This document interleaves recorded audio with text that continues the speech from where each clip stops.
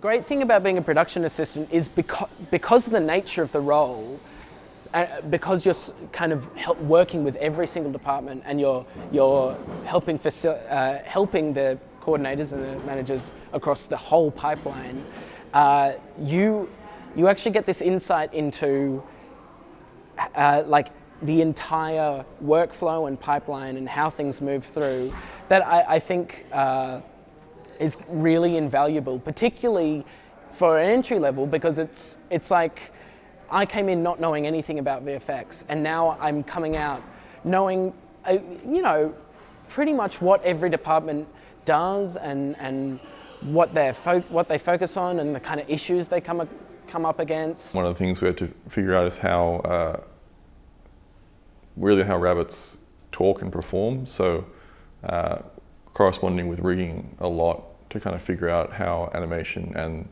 the performance of the facial performance needed to actually be applied. There was a lot of talking back and forth between departments of how's this going to work, like who's going to test it, can we get this sorted in time, and there's just a constant kind of development working towards that end goal. But it was very hard trying to get like the face shapes out of what we needed, and so it was constantly changing and trying to figure out how a rabbit would actually speak. Layout artist pretty much sets up the camera and brings in the rigged characters, sets, props, everything else that all the other departments have made, and bring it together to match the storyboards and animatics, and pretty much make the first combined look of the film.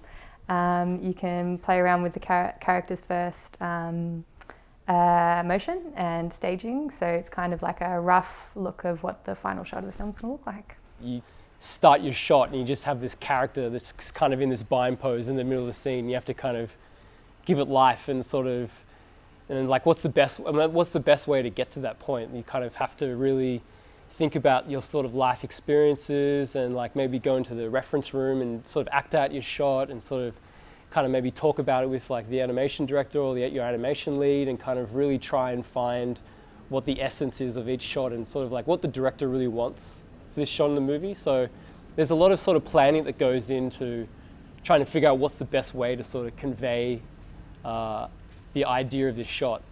So whether it's like, I don't know, maybe Peter's like really upset, like what can I like kind of draw upon myself to think like how I can show that.